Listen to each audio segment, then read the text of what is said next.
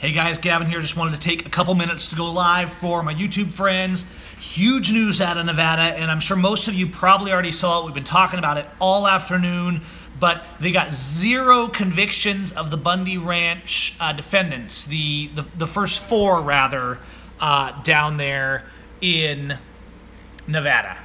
So Eric Parker, Scott Drexler, Stephen Stewart, Ricky Loveland, no convictions. What they got is like 36 not guilties and a hung jury on a few of the errant convictions, which the government is suggesting they will try to take to trial for a 3rd time. The jury was tainted down there, and even other jurors were saying, hey, we've got biased jurors, and that's probably why they were not able to come to a verdict on those final ones. Judge Navarro down in Nevada absolutely loaded the bases for the prosecution. It was an absolute sham of a trial, so much so that the defendants did not even make a closing argument in protest, and the jury, thank the Lord, the jury saw through that, and they said, these guys aren't guilty. And if you understand how America's courts were, and the fact you understand what a big deal and what an answer to prayer this is, because about 94% of cases that go to trial convict, all right? Conviction is what American justice is all about, not about justice. Not guilty. Now, quickly, and I want to make this quick because I want to go home, you can go over to John Lamb's page over on Facebook. I also share some of his videos over on Gavin Syme for Liberty, and you'll find lots of live streams from today and lots of real-time stuff. So if you want to get get it firsthand, that's where you want to go. And you guys are going to that's going to feel good. Now, it's important, and I think Ammon always conveys this after these. We have not won, okay? The most of the Bundy family is still in jail. You know, Leonard Peltier, the natives, the blacks, Jeff Winehouse, Schaefer Cox, all of these guys, Jerry DeLoomis, Blaine Cooper, right? We still have people in jail at the hands of our treasonous government. So it's very important that we don't take this as the idea of, oh, the administration's fixing it, the government's getting better. It's not better. They just perpetrated the greatest sham of a trial that perhaps we've seen since before the American Revolution. And Jeff Sessions, guys, prosecuted it, okay? And the trial was brought to bear by Republicans. Maybe it was initially instigated by Democrats. And what I'm getting at here is that it's not about faction. All these parties are engaged in treason. They're working us against each other. They're dividing us over flags and monuments when we need to be coming together for justice and to support our prisoners, from the Schaefer Coxes to the Jeff Winehouses to the Bundys to the Red Fawns, up from the Native American protests, all of these things. It's time to set the prisoners free. We won't have won until the doors are ripped off these prisons that torture and abuse and lock people in solitary confinement, and every one of whom has been denied due process in our courts, which are universally in denial of the Constitution and due process throughout this land, and backed up by blue treason at the point of a gun to make sure you comply, just like we're seeing here in my county, right? If they take this to trial, if they bring these charges, I won't get a fair trial in this county. So I do appreciate your guys' calls to the Grant County, Washington Prosecutor's Office, telling them to drop these foolish charges. As far as I know, the charges haven't even been officially filed yet, but I still have my phone stolen. I still had to pay, right? Still had to pay $2,000 we had to pay to get me out. Did not get my phone back. They stole my phone. Patrick Kennedy from the Ephrata Police Department here in Washington stole my phone. And they're keeping it for now. So I don't have access to the video. I don't have my phone, which was an iPhone 7 Plus. I mean, this is my tool that I use every day. I did get another one, so I'm functioning again, right? And so I do appreciate some of the support that you guys help with on that.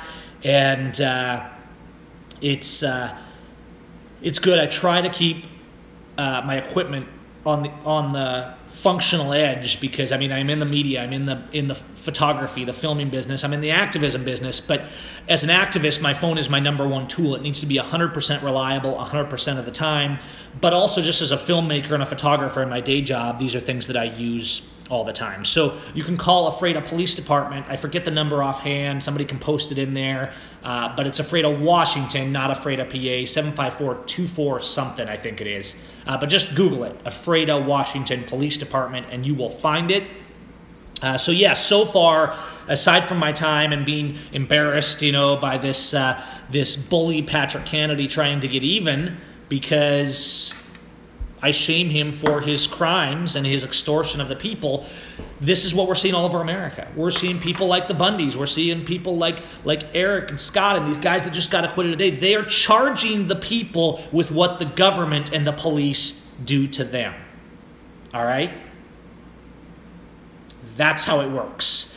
That's why it's important to know that, well, I am so thankful. Prayers answered today, and they actually did. At first, they weren't letting these guys out, guys, because some of them are completely acquitted. Eric Parker and some of the others, none of them were convictions, but they might try them a third time. Totally illegal, totally unconstitutional. The second trial was totally unconstitutional.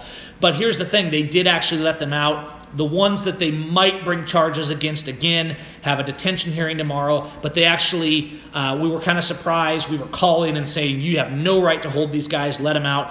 They released them for the night, so they were standing out there celebrating, hugging their families. I mean, these guys have been in jail for over 18 months, guys, not ever having contact with their wives, their kids.